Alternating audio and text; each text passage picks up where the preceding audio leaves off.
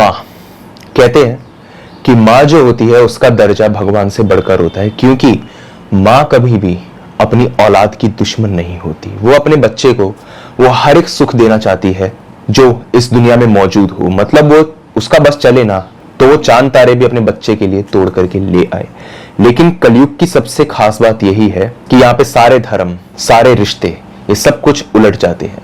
कई बार आपने सुना ही होगा कि जो माँ है वो ही अपने बच्चे की दुश्मन बन गई। उसने अपने बच्चे को इतनी बुरी तरह मारा कि वो मर गया, या अपने बच्चे को बेच दिया, या फिर अपने बच्चे को एक रिचुअल के चलते बलि दे दिया। अभी मैंने कुछ 1-2 दिन पहले पढ़ा था कि एक माँ को आईफोन खरीदना था। अभी आईफोन 14 आया हुआ है ना, ये खरीदना था, तो उसने अपनी 8 महीने की बेटी को बेच दिया। अब ये चीज बहुत शॉकिंग होगी कि भाई आईफोन जैसी मटेरियलिस्टिक थिंग के पीछे कोई आदमी कैसे कर सकता है, लेकिन ये चीज जो मैंने पढ़ी शायद सच हो भी सकती है। तो आज की कहानी भी एक ऐसी ही लड़की के बारे में है, सुहानी, जो यहाँ पर कुछ 26-27 साल की हो चुकी थी। बचपन से उसको यहाँ पर सपने आया करते थे कि कोई उसको एक सुनसान जगह पे बुला रहा है और उसको वहां पर जाना है और उधर जाकर के किसी चीज को खोलना है। अगर वो उस चीज को खोल देगी तो जो मुक्ति है उस इंसान की वो हो जाएगी। उसको बचपन से इस तरीके का सपना आता था, लेकिन उसको ये नहीं पता था कि आखिर उस जगह का राज क्या है। इन्हीं सपनों ने उसकी जिंदगी को और उसके फादर की जिंदगी को पूरी तरह से बर्बाद कर दिया। तो क्या है पूरी कहानी, ये मैं आपको डिटेल में बता देता हूं। बात आज से कुछ 5-7 साल पुरानी है। सुहानी यहां पर कुछ 26-27 साल की हो चुकी थी। अब उसकी शादी की भी उम्र थी, पढ़ाई भी पूरी हो गई थी और लाइफ में लगभग वो सेटल हो भी चुकी थी। जॉब वगैरह भी स्टेबल थी उसके पास में। वो बचपन से अपने फादर को ये बात कहती थी कि पापा, मुझे यहाँ पे कुछ विजन्स आते हैं। एक जंगल है, जंगल के अंदर एक कुटिया है और वहां पर कोई औरत है जो खोलो खोलो की बात कर रही है और कह रही है हेल्प मी हेल्प मी, ये वो लगातार बोल रही है।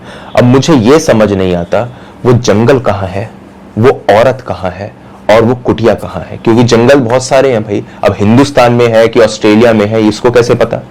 तो यही बात अपने फादर को बोलती। फादर बचपन में तो ये बात बोल देते थे कि बेटा ये सब मन का वहम है, ऐसी कोई बातें नहीं होती, इन सब बातों पे ज्यादा ध्यान मत दो। लेकिन बड़े होते होते जैसे इंसान का दिमाग प्रोग्रेस करता है, उसकी भी सोच प्रोग्रेस करने लगी और अब उसके क्वेश्चंस और बढ़ने लगे कि पापा ये कोई मन का वहम नहीं, ये कोई बुरा ख्वाब नहीं, ये सपने मुझे रेगुलर तो नहीं, हाँ लेकिन हफ्ते में एक बार तो आ ही जाते हैं। और अब इनकी इंटेंसिटी और बढ़ गई। तो फादर ने कहा सुहानी से कि बेटा देखो, तुम जितना इसके बारे में सोचोगी ना, ये चीजें उतना ही तुम्हें टारगेट करेंगी। ऐसा कुछ नहीं होता, ये सपने मुझे भी आते हैं, लेकिन देखो कभी मैंने तुम्हें बताया। उसने कहा पापा आपको भी ये सब कुछ महसूस होता है? उसने कहा हाँ बेटा बिल्कुल होता है, इसीलिए मैंने तुम्हें ये बात बोली कि इन बातों पे ध्यान मत दो। सुहानी को लगा उसके फादर उससे झूठ तो नहीं बोल रहे होंगे। तो उसका एक कजन था जो यहाँ पे उसके चाचा का लड़का था, उससे वो लगभग अपनी सारी बातें शेयर किया करती थी, क्योंकि वो इकलौती लड़की थी अपने पेरेंट्स की। और इसी के साथ एक बात और बता दूं, उसकी माँ नहीं थी। घर वालों ने ये कहा था कि बेटा जब उसने तुम्हें जन्म दिया तभी उनकी डेथ हो गई थी। तो ये भगवान का ही कह सकते हैं कि न्याय है, अब उसके सामने तो किसी की चलती नहीं। लेकिन उसको एक चीज याद थी सुहानी को कि यार 2-3 साल की उम्र में जब बिल्कुल ही स्टार्टिंग मेमोरी बननी शुरू होती है ना, आपको याद होगा कि कुछ होगी आपकी भी। जब आप 3-4 साल के होंगे, कोई एक ना एक याद तो आप आज भी आपके दिमाग में होगी ही। उसको वो याद लगातार क्लिक करती थी कि वो किसी औरत की लैप में लेटी हुई है और वो औरत उसको बहुत गुस्से भरी नजरों से देख रही है। उसका चेहरा उसे ठीक से याद नहीं था, हाँ एहसास जरूर था। वो लगातार अपने फादर से पूछती थी कि पापा अच्छा ठीक है, मम्मी की डेथ हो गई थी, तो वो औरत कौन थी? उसने यहाँ पर एक रंग बिरंगी साड़ी पहन रखी थी, लंबे से उसके बाल थे, खुले हुए बाल थे उसके, और वो मुझे गुस्से से देख रही थी जबकि मैं दूध पी रही थी। मुझे बस इतना इतना सा कुछ याद है।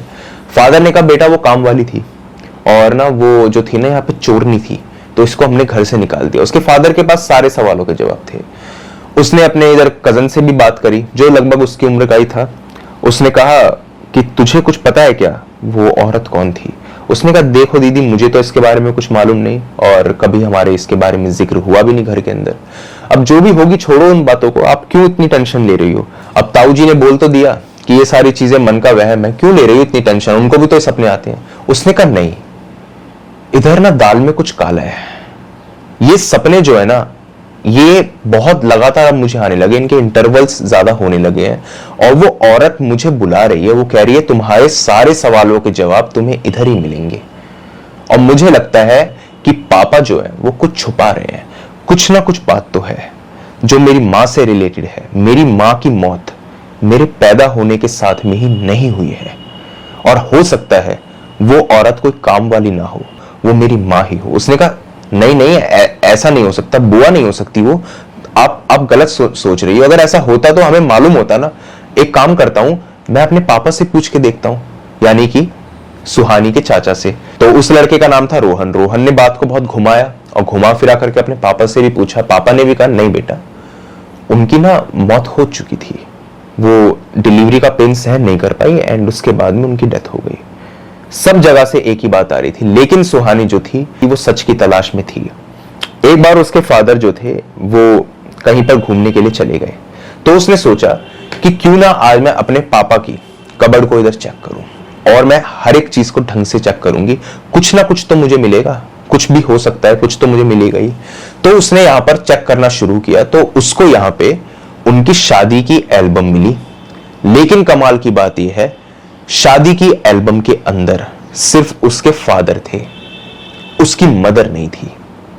अब यह कितनी अजीब बात है कि इतनी बड़ी लड़की को कभी भी फादर ने अपनी शादी की एल्बम नहीं दिखाई, और दिखाते भी किस मुंह से जिसके अंदर औरत है ही नहीं। तो शादी उन्होंने किससे करी थी? क्योंकि वो फोटोज जो थी वो आधी कटी हुई थी। सिर्फ उसके फादर थे जो ऐसे कंधे पर हाथ रख के किसी के खड़े थे, जिसमें से इधर हाथ भी कटा हुआ था, सिर्फ वो ऐसे हंस रहे थे यूं करके। तो उसको लगा आखिर ये बात क्या है, पापा मुझे सारी बात बता नहीं रहे। उसने अपने पापा से इसके बारे में पूछ ही लिया। उसने कहा पापा एक बार आप घर आओ, मुझे आपसे बात करनी है। बीच रास्ते में वापस आए, और अब सुहानी से ज्यादा देर तक राज को छुपाया नहीं जा सकता था। उसने कहा पापा अब मुझे बताओ आखिर बात क्या है। उसने कहा देख बेटा, बात सीधी सी ये है कि तेरी मां जो थी वो यहां पर तेरी बलि देना चाहती थी।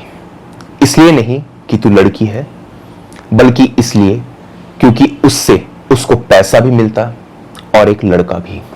इसलिए वो तेरी बलि देना चाहती थी।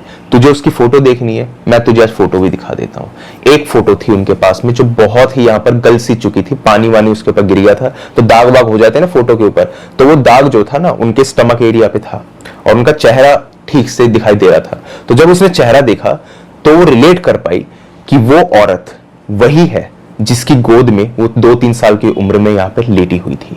मतलब कि वो कोई काम वाली नहीं, वो उसकी मां ही थी। उसने कहा अच्छा एक बात बताइए, अब इतना कुछ हो ही गया तो मेरी मां की मौत कब हुई थी और किसने उनको मारा था? उसने कहा बेटा देख, उस औरत को किसी ने नहीं मारा, वो एक्सीडेंटली मरी थी।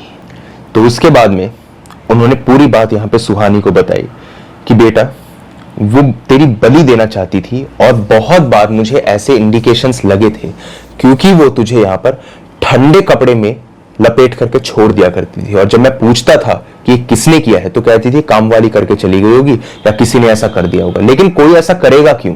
तेरे से किसी को कोई दिक्कत थी नहीं, और तेरी मां दूसरों के सामने इस चीज को दिखाती थी कि उसे कोई दिक्कत तुझसे नहीं है। लेकिन बेटा सारी की सारी सच्चाई उस दिन सामने आ गई थी जब वो तुझे लेकर के बाल्टी में उल्टा डुबोने जा रही थी। मैंने देखा था उसको, उसने तुझे टांगों से पकड़ा और तेरे मुंह को वो उस बाल्टी के अंदर डालने वाली थी। तभी मैं उस पर चिल्लाया, और जब मैं तेरे को उससे छुड़ा रहा था, छुड़ाते छुड़ाते ही बाथरूम में ही धक्का मुक्की के चलते उसका पैर फिसला और सीधा उसका सर जो था जमीन पे लगा और ऑन स्पॉट उसकी डेथ हो गई।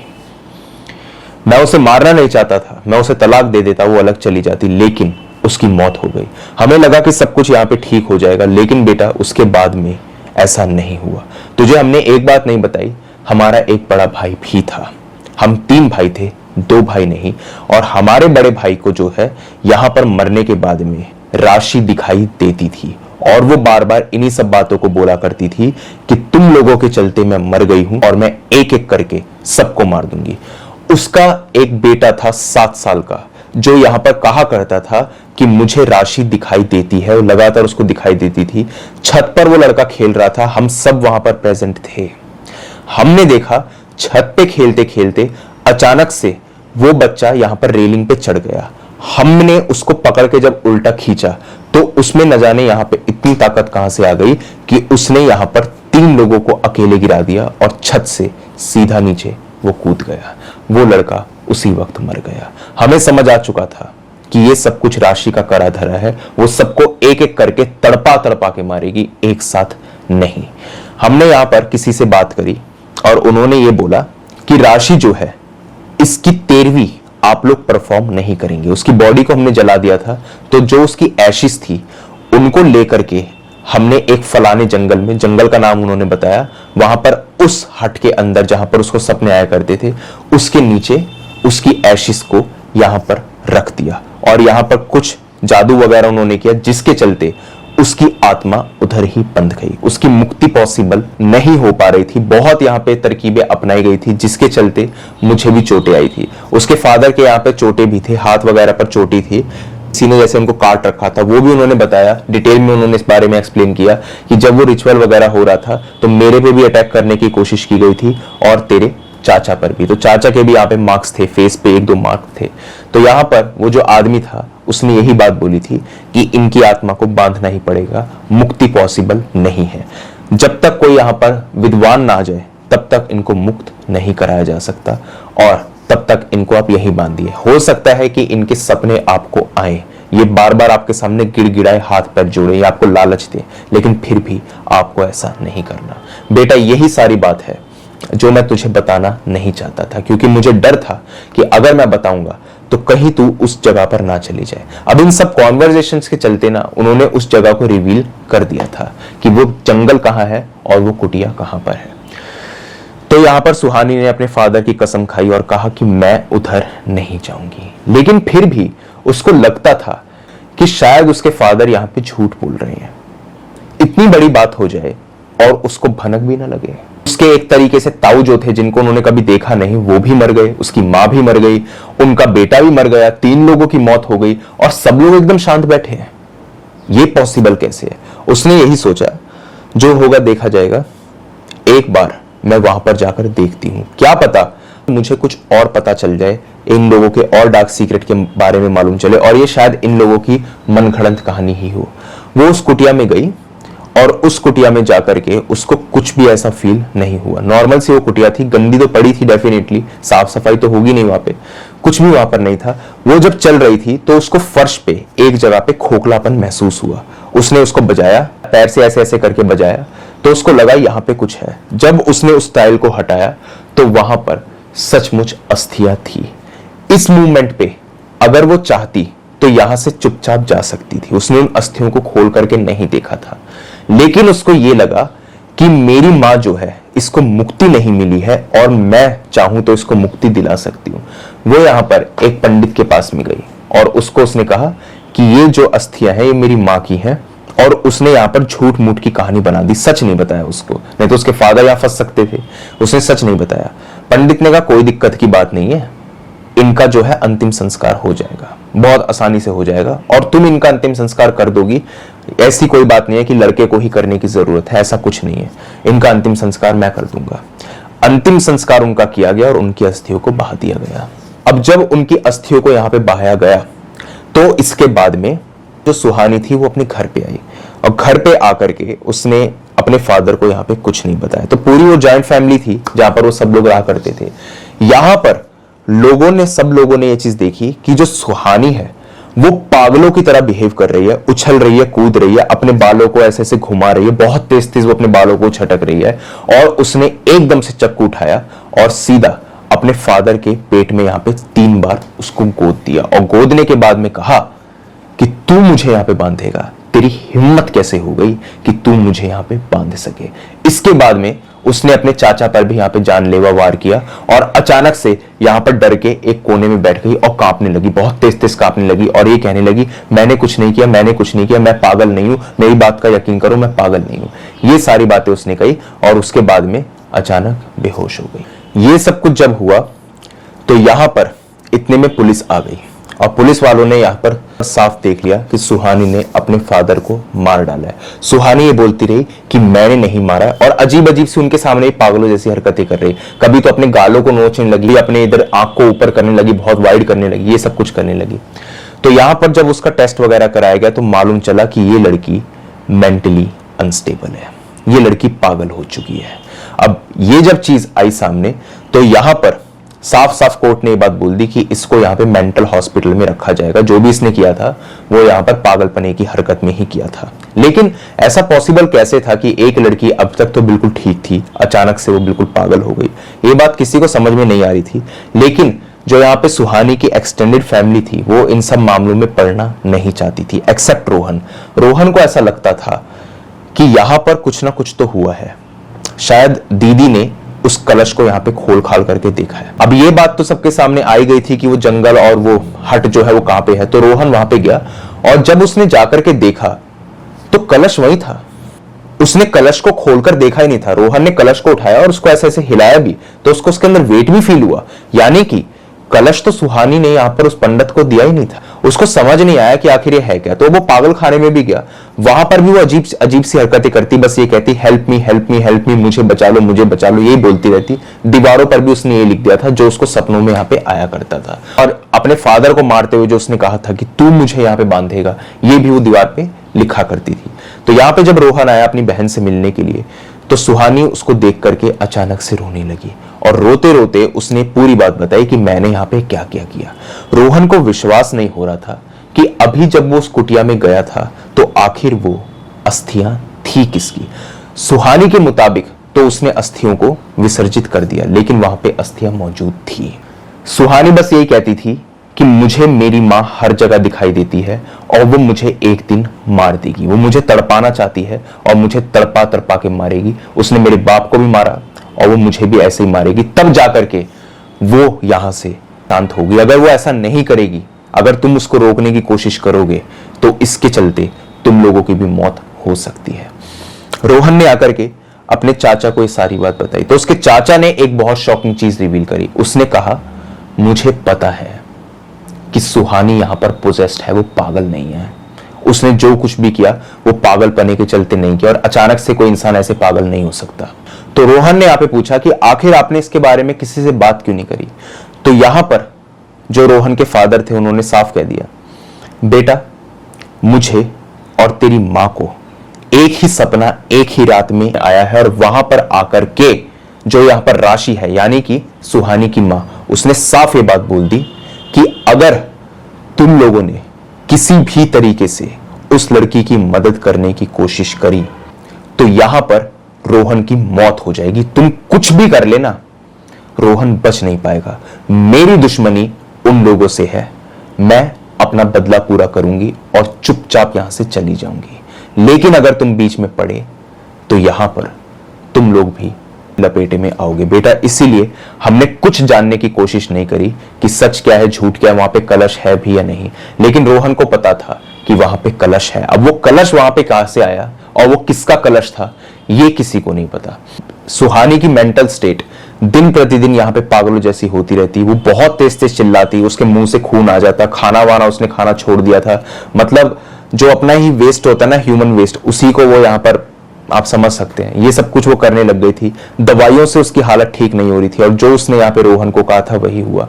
रोहन से ये सारी चीजें बर्दाश्त नहीं हो रही थी। तो वहां पर रोहन एक बार किसी से मिलने के लिए गया और उसने सोचा कि मैं जाकर के किसी से बात करता हूं। जब वो यहां पर जा रहा था अचानक से यहां पर रोहन की मां की बहुत ही ज्यादा तबीयत खराब हो गई, लगभग वो मरने वाली थी। तो रोहन ने अपने इस प्लान को यहाँ पे कैंसिल किया और वो वापस घर पे आ गया। जब वो घर पे आया तो महज 3 घंटे के अंदर अंदर जहां पर डॉक्टर्स ने ये बात बोल दी थी कि भाई इनकी जान बचाना बहुत क्रिटिकल है, उसकी मां अपने आप ही ठीक हो गई। यानी कि अगर यहाँ पे रोहन किसी भी तरीके से सुहानी की मदद करता तो समझौता उसको अपनी जान दे करके या अपने घर वालों की जान दे करके करना पड़ता। तो उसने यहाँ पे इस चीज को नहीं किया। कुछ ऐसे ही यहाँ पे 3 महीने बीत गए। 3 महीने के अंदर सुहानी लगातार पतली होती चली गई और एक दिन सुबह उसकी लाश उसी पागल खाने में मिली। अब पागल खाने के अंदर सुसाइड तो इंसान कर नहीं सकता, कुछ ऐसा कुछ तो होता नहीं है। उसका यहाँ पे सर फटा हुआ था, पूरी तरीके से उसका सर फटा पड़ा था, खूनम खून उसका सर हो रखा था, उसकी लाश जमीन पे पड़ी हुई थी। और डॉक्टर्स इस चीज को देख करके हैरान थे कि एक रात पहले सुहानी बिल्कुल शांत थी और वो ठीक होने की यहाँ पे आसार दिखा रही थी, शायद वो थोड़ी बहुत ठीक भी हो रही थी। सुबह वो कैसे मर गई? क्योंकि अगर कोई इंसान अपना सर पटकेगा, दीवार में भी पटकेगा, तो कुछ तो आवाज आएगी, और उस वक्त पे सर्दी का मौसम वैसे ही था। लेकिन किसी के कानों कान यहाँ पे कोई खबर नहीं पड़ी और सुहानी यहाँ पे मर चुकी थी। उसके बाद से रोहन के परिवार को कभी भी यहाँ पे राशि या फिर सुहानी की फीलिंग महसूस नहीं हुई। जैसे राशि ने कहा था कि मैं यहां से चुपचाप चली जाऊंगी, वैसे ही वो चली गई और सुहानी भी कभी उनको सपने में दिखाई नहीं दी। उसके बाद में वो लोग कभी भी उस कुटिया के आसपास भी नहीं गए और ना ही उस जंगल के आसपास गए।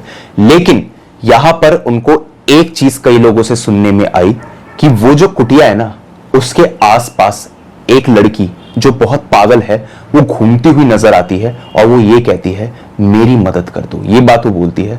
तो रोहन को लगा कि शायद उसकी बहन को यहाँ पर मुक्ति वगैरह नहीं मिली है और ऐसी कोई चीज है, तो वो भी उस जंगल से होकर के जा रहा था। लिटरली उसने यहाँ पर देखा था कि जो सुहानी है वो उस कुटिया के आसपास यहाँ पे घूम रही है और घूमते घूमते वो अचानक गायब हो गई। उस दिन से रोहन ने कसम खा ली कि चाहे कुछ भी हो जाए, मैं यहां पर इस पछड़े में फंसूंगा ही नहीं, क्योंकि अगर मैंने ऐसा कुछ करने की कोशिश करी तो हो सकता है कि यहां पर उसके परिवार पे बहुत बड़ा संकट मंडराने लगे। वो चाहता था मदद करना, लेकिन फिर भी वो किसी की मदद नहीं कर सकता था। अगर करता तो अंजाम आप सभी लोग जानते हैं। उसको आज भी इस चीज का बहुत दुख है और आज भी कई बार लोग ये बात बोलते हैं कि अचानक से एक लड़की जो है वो रोड को क्रॉस कर रही है और अचानक से गायब हो गई, और कभी कभी किसी की चिल्लाने की आवाज आती है, लेकिन वो किसी को यहाँ पे नुकसान नहीं पहुंचाती। हाँ, उसकी मौजूदगी का एहसास वहां पे होता है, लेकिन सच क्या है ये सिर्फ रोहन और उसका परिवार ही जानता है। तो यही थी पूरी की पूरी स्टोरी कि किस तरीके से एक माँ ही अपनी बेटी की और अपने पति की सबसे बड़ी दुश्मन यहाँ पे बन गई। उसने यहाँ पे वो बदला पूरा किया जो वो जीते जी नहीं कर पाई। तो यही थी पूरी की पूरी स्टोरी। आप मुझे बताइए आपको स्टोरी कैसी लगी, अच्छी लगी या बुरी लगी। इसी के साथ में अगर आपके पास में भी कोई ऐसा ही हॉरर और क्रीपी इंसिडेंट है तो आप मेरे साथ शेयर कर सकते हैं मेरी जीमेल और इंस्टा आईडी पर। जीमेल आईडी ऊपर दिखाई दे रही होगी आपको और इंस्टा आईडी का लिंक डिस्क्रिप्शन सेक्शन में मौजूद है। दोनों ही प्लेटफॉर्म्स में से जिस भी प्लेटफॉर्म पे आप कंफर्टेबल हो वहां पे जाकर के अपनी स्टोरी मेरे साथ साझा कर सकते हैं। बाकी आज की वीडियो के अंदर इतना ही था। जल्द ही मिलता हूं एक अगली वीडियो में, तब तक के लिए टेक केयर, गुड बाय।